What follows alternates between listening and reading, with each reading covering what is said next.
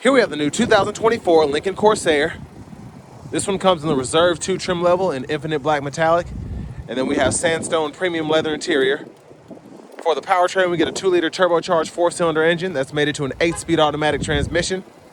And not a lot of huge changes as opposed to the 23 model, so we'll check it out here. As we get to the front end here, that same beautiful front fascia, LED headlamps, LED daytime running lights. Love the blacked out grille there, though. It goes great, especially with this color. Please excuse the wind noise. It's starting to storm here. But there we have 20-inch aluminum wheels. We get passive keyless entry on all 4 doors.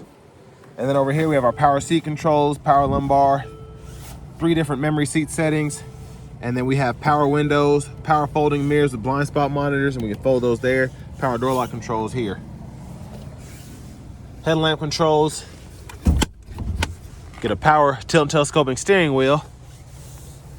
And there's the power driver seat there. It's always interesting having the controls on the side like the Mercedes.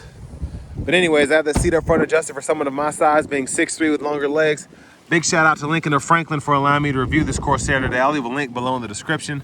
But $52,080 is the sticker price for this one in particular. Let's go ahead and hop in here. Get out of this wind for a second. So I love the space you get back here for this to be as small as it is. And I think a lot of that, even with these bulkier seats, you're able to adjust that seat bottom almost perfectly, so I'm not having to take up as much space to be comfortable. And that's why the seat's as far up as it is. Again, being 6'3" up there and then sitting behind myself, decent room for the segment. Seat back pockets on both sides. You have rear AC vents. There are 4 USB-C charge ports down there behind those doors. And then this does have the panoramic roof, and that's what it looks like when the sun shades up. But we'll retract it back here in a moment. Bottle holders are there in the middle. You can also use that as an armrest. We could probably hang a couple metal hangers here or a plastic hanger hook there if you want to hang a shirt in the back. But let's make our way towards the back of the vehicle. Fuel filler. And then as we come around the back end here, we do get the LED tail lamps. And I love how Lincoln has done such a great job with these SUVs and just making them all look similar, but not necessarily the same. So I love having the light strip there, like you'd expect to find on the Navigators. And then behind your second row, quite a bit of space. Spares underneath there. And you have a small tray back there. And you can also power release these seats for the back. There's a 12-volt over there. But as that closes, this one does have the tow hitch integrated. Dual exhaust.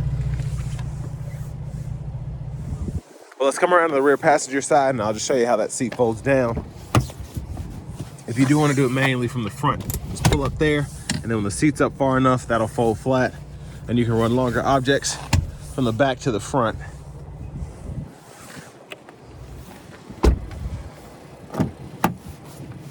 And then our front passenger seats here,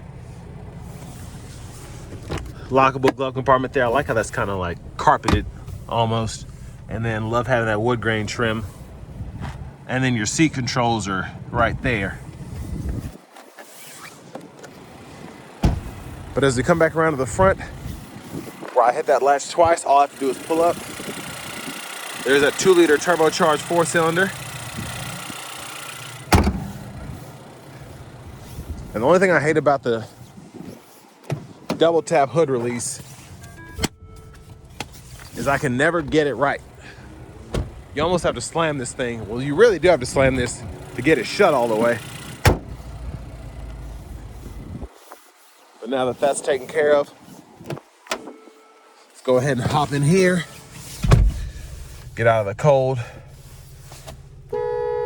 So there's the leather wrap steering wheel, horn sound there. Now to the radio, one of the issues I have with this is I can never figure out how to get back to the main menu here. But this is the radio home screen here, nav is here, audio, you can add your phone, then you have your settings, features, and apps there. So I like how it's set up once you're actually able to get back there, which I always just click the Lincoln icon. But it's kind of just weird. Once you get used to it, it's not bad. But if you're first getting in here, you're thinking, why would I click that? But anyways, all of your vehicle settings are here.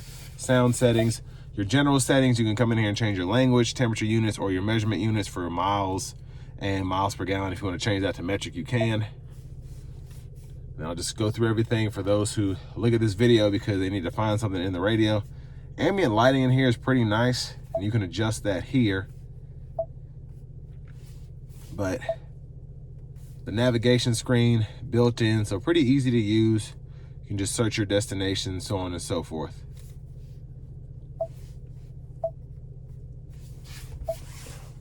And then your driver assistance features are in here, so you can turn your cruise control from adaptive to normal, change the lane keeping system, so on and so forth there. And then your climate controls, push button, pull up the screen. You can adjust temperature here. You have 3-stage heated cooled seats as well.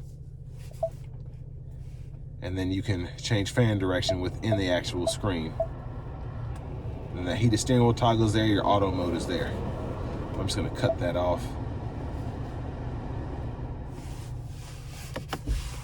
Backup cameras there with the bird's eye view, guidelines, follow you as you turn the steering wheel. And then down here we have the shifter, so park, reverse, neutral, drive, it's all push button. And then the volume knob is here. Click there to mute the audio. And then you can hit that button there to pull up the parking sensors. And then hit that button to pull up the front camera if you want to use that. Hazards, auto stop toggle. And then your traction control there. Max defrost. I like how they put Lincoln here though, that's very nice. And then I also like how the emblem is kind of protruded down there from the light. Wireless charging pad is there, USB-A, USB-C port. Of course, you can stow all of that away. Bottle holders and electronic parking brake. Pull up to engage, hit the brake, press down to disengage. And then for your drive modes, you have excite, conserve, normal, slippery. So, I mean, it's pretty useful, I think, to have those different sets of drive modes, but of course, it's not as many as you'd get on a fully loaded Expedition or something like that. But as I'm retracting the roof, or the sunshade for the sunroof, just a quick look in the center console space here. I don't know if this can, yeah, that can be removed. Then you have a 12 volt down in there. So interesting how they made this in terms of just having it stick out from the side there. I don't even know if it's in there all the way yet, but there it is. And back up here. Now, one thing I've always disliked about Ford sunroofs is I have to retract the shade and then retract the roof. I can't do both at the same time. That's one touch, and then that's as far as it goes back. You can also vent it too if you want to. The sunglasses holder is here. Lights are there. Garage door transmitter. I do like the vanity mirror, that's very nice. But back to the steering wheel, voice recognition, paddle shifters are behind, and then we can adjust volume or track list radio station presets here. Lane keeping system can be toggled from the stock here, blinkers, and then your high beam toggle there. You can flash here. We do get automatic wipers, so one time off, auto low high. We can adjust the auto sensitivity here, rear wiper off, intermittent on. Push back for the rear wiper fluid, pull up for the front wiper fluid. And then one of my favorite things about the Lincolns is just having the features here. I'll go to the cruise controls and all that in a minute, but within the actual gauge cluster, you can hit that to go to for your options on that right-hand side. And then if you do this, it kind of adjusts with you.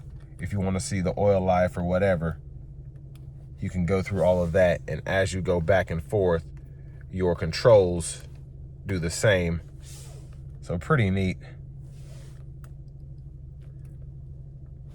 But now for the adaptive cruise, you want to turn that on, hit this button. All of this illuminates, which I love. You can set your speed, resume, adjust the gap forward and back, and then you can cancel the cruise there. Push button start, key fob with remote start. And next, let's take this Corsair Reserve 2 out on the road for a test drive.